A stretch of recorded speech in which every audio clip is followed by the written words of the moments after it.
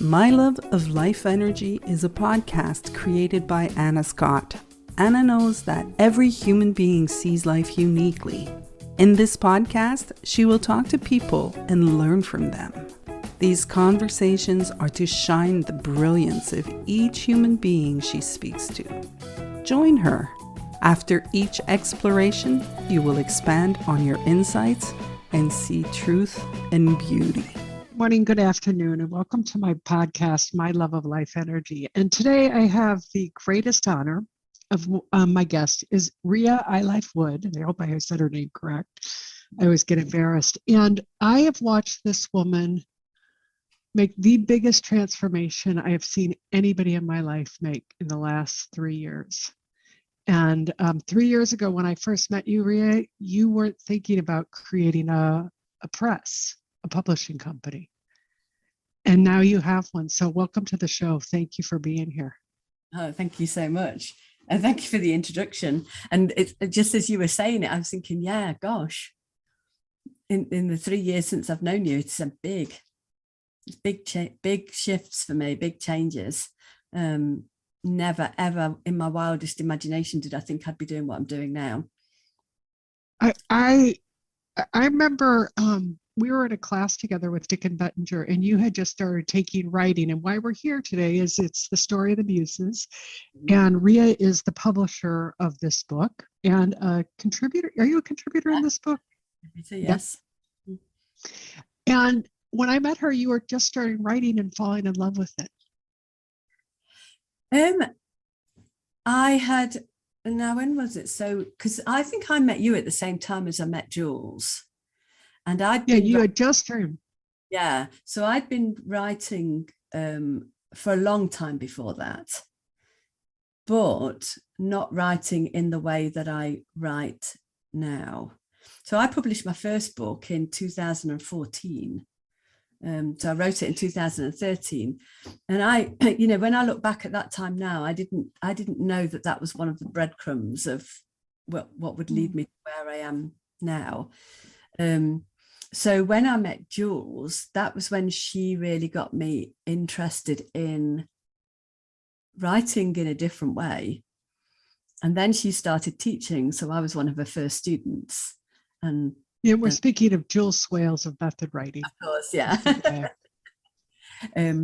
So I think at that time we were just starting to. Oh, but now I might have got mixed up there. So when did we? Because I did Healing the World twice. So I remember we were in Dickens' living room, and you read a piece, and it was about ash and how much love you had and the beauty outside in the hotel. And okay, so obviously it was good because I remember the feeling of it. Yes. And a lot of the details. Yes, I for some reason I thought I'd met you on my first Healing the World, and it was the second one. So yes, so I was deeply in love with writing by then. Sorry, just messed up the whole of the beginning of the podcast. I don't know that that's true. I think that you were so in love with it. It was beautiful. Yeah. And I still am. I am absolutely in love with writing. And it's interesting because when I first started my business, which is 12 years ago, which is not the writing business, the coaching business, I was really passionate about that as well. But at the time, when I didn't exactly know what I was going to do when I decided I was going to be self-employed. And I didn't want to do something that I was passionate about because I didn't want it to be my work and my hobby. And at the time, I was thinking about dancing, everything related to dancing. And so when I started the publishing company, which was a complete surprise, there was a part of me that was thinking, well, why are you starting to do work in the arena of this thing that you love doing, the writing you love doing on a daily basis. But there's something completely different about working in the writing field, whether it's writing, helping others to write, publishing my own books, all of that kind of stuff. And like working in this field has not diminished in one iota the love and passion that I have for writing. What do you love about writing?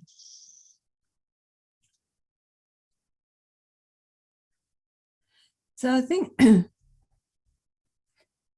for me, it's been a revelation of who I am, like really finding out who I am through the writing. I learn so much about myself. I find myself through the writing. I have had so many insights that have come through writing. I have experienced massive shifts through something that I've seen through my writing. You know, I remember, I'm going back quite a long time now. Through my writing, I experienced a moment in time from my childhood through my mum's eyes. And I cried for 3 hours solid after that experience. Oh, wow. Because I saw something so deeply profound about her and who she was and myself in relation to that, which is unbelievable. And I've had so many other moments which have been equally profound just because of something that has landed on the page from God. And liberation. Liberation I found through writing. You know, just stupid things like, you know, I never used to swear. I've never used the F word in my life hardly before writing.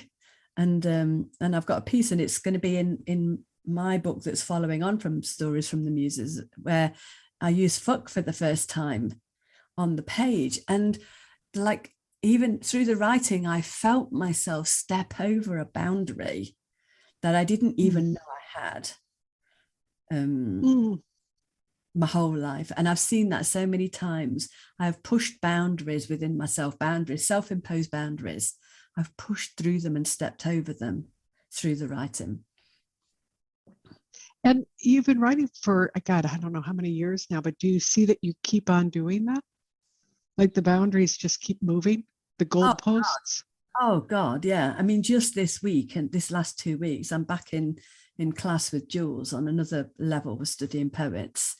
And yeah, I really like pushing on those limitations that I have within myself.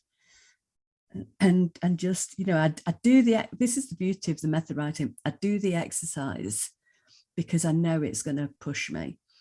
And I'm, even just this last 2 weeks, I can see myself pushing on boundaries, pushing on closed doors and opening the closed doors within me. Oh my God, that's beautiful. And inspiring. And inspiring. And what made you want to start a publishing company? It's not like, oh yeah, I think I'll just go do that. What made you? I tell you something, Anna. This is, if ever life has made something happen, this is it.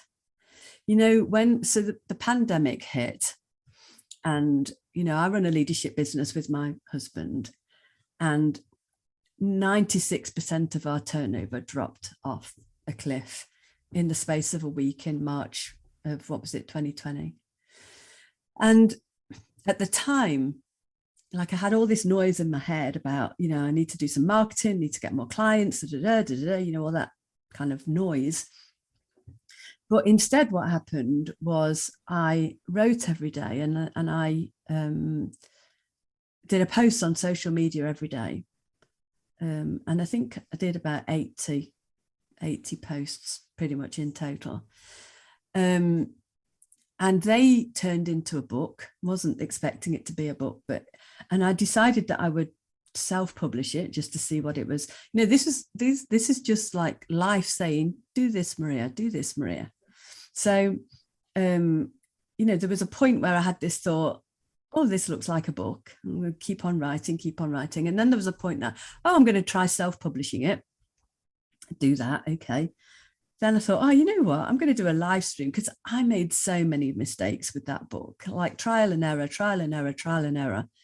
And I thought, I'll do a live stream about it, because I think that'd be quite funny to do a live stream about all the mistakes that I made doing this book. And in the meantime, people had been coming to me saying, would you help me with my book or with my writing? And I would say things like, yeah, I'll do that. But, I'm not an editor, or, I'm not, I don't work in this field. And they'd say to me, yeah, but I really appreciate your feedback and appreciate your help with it. So I did this live stream. And then at some point, Jules is responsible for this. I'm in class with Jules, and Jules said something like, oh yeah, Maria's going to set up a publishing company. And I was like, am I? But there was a part of me that just went, yeah. And the thing about all of it is, like, it's not like I haven't worked hard, because I've worked a lot on it. I've worked really hard. I've researched loads and loads. I've, made lots of mistakes, trial and error, but it's been so easy as well.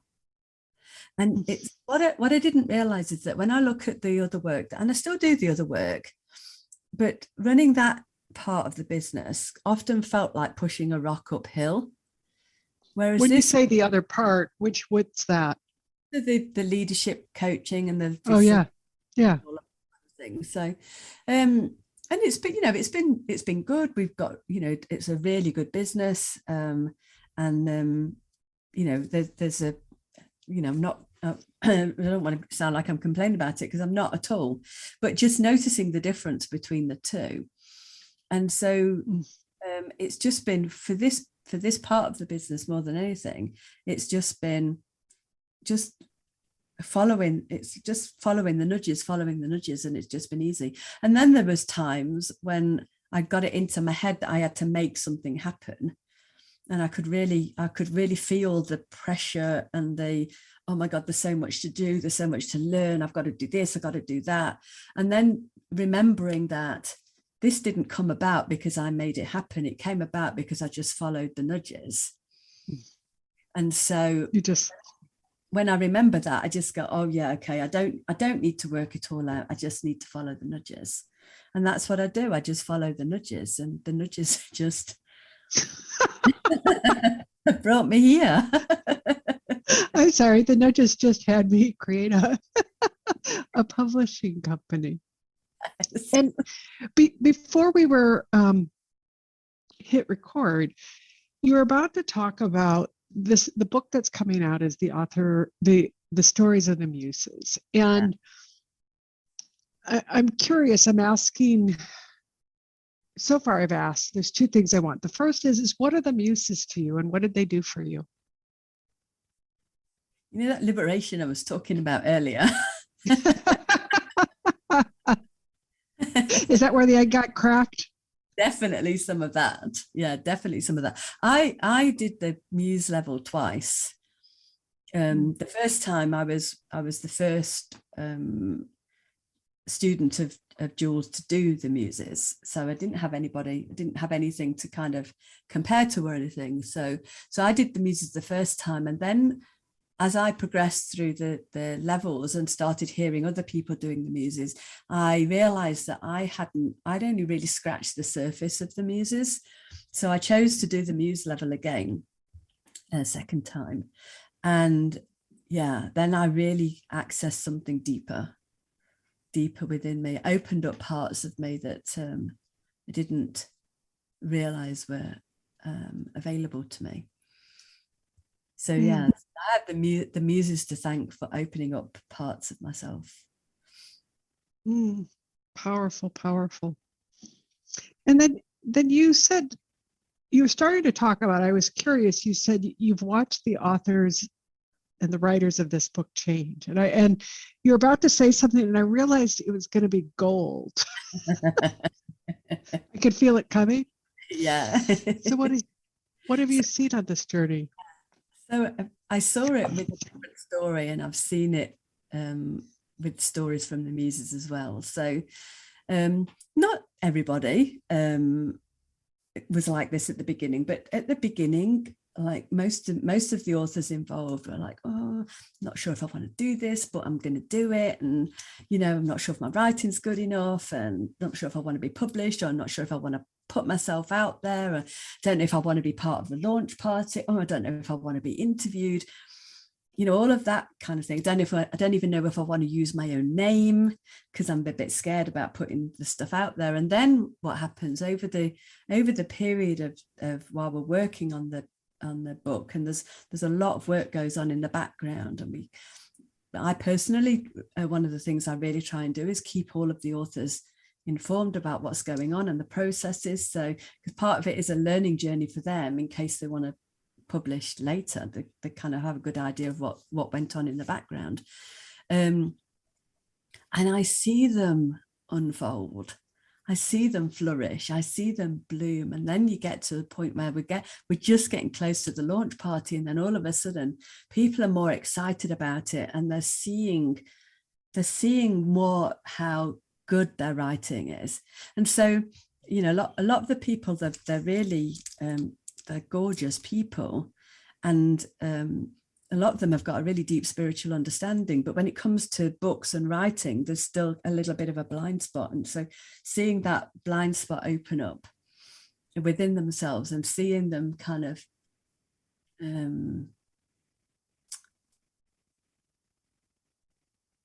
really seeing and appreciating who they are on the page enables them to see them, and then they flourish. And that. So can you? You just said something really beautiful that I'd like you to elaborate on. And you said that people, they're spiritual, but they have a blind spot to be coming on the page. And what do you mean by that? Because that's what I can feel. There's something so beautiful in that. Like, what spiritualism, what happens when their spirituality comes into their writing, or they see it?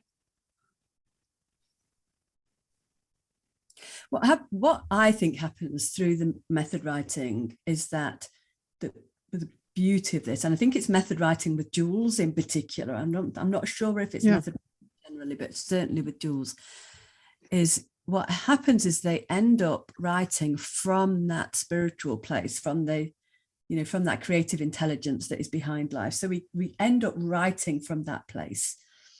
But what happens is, and I see this with a lot of people who have a 3P understanding, who are writing, they have a lens through which they see their writing. So this writing, this gorgeous writing, comes from this beautiful spiritual place. But then they look at it with a lens that's kind of distorted, because all their intellect, all their thinking comes on. And I know what happens with me is I'm very often reminding people that whatever thoughts show up in life, generally for people, we have all of this thinking that shows up in life. They kind of expect that if they're in the writing side of it, they shouldn't have all this noise that shows up, but it does. And then they don't see their own writing in the way that other people see their writing. The way that I see their writing. But then as we get closer to the launch of the book, then they start to see their own writing in the way that other people see it. And just, even if they only get a glimpse of it, that opens something up within them. Oh my God, I love what you just said. I understand why you're a great coach and people call you to get help with their writing. Because it's like you put a fishing pole in and bring their god or goddess out. You just help bring their voice to it. Oh, I love that. One of the things that I realized, so, I'm setting up the publishing company, and I'm doing it. I'm saying yes to, life says do this. And so I say yes. But there was a part of me that's going, but I've been a coach my whole life. I love being a coach. Why am I starting a publishing company? And then Jules did an interview with me, which is going to be on my YouTube channel. I think I might have put it up there already. And I realized that no matter what I do, whether I'm coaching a leader, whether I'm coaching a coach, or whether I'm coaching somebody who's writing a book, whether it's helping with editing or publishing or whatever it is, I'm still always only ever doing the same thing. It's pointing people back to who they really are, their inner wisdom. I love what you said, the inner goddess. Like, I'm drawing that out. It doesn't matter what work I'm doing, I'm drawing that out. What I also love is that, what I've seen in listening to the different authors and the different writing is you begin to see that what's inside is unique to that person. Like, so when people read this book, they're going to see very different writing voices, very unique voices. Yeah. And that's the unique god or goddess. And I think that what you're the champion of is getting the noise away so that people, that power can come through. Yeah.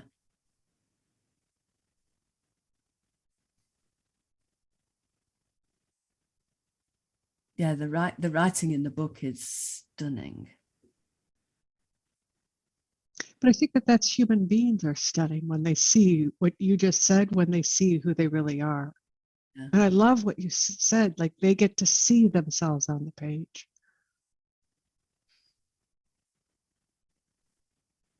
And there's also this side of it. It's like, when you do something scary and you come out the other side of it, you changed, aren't you?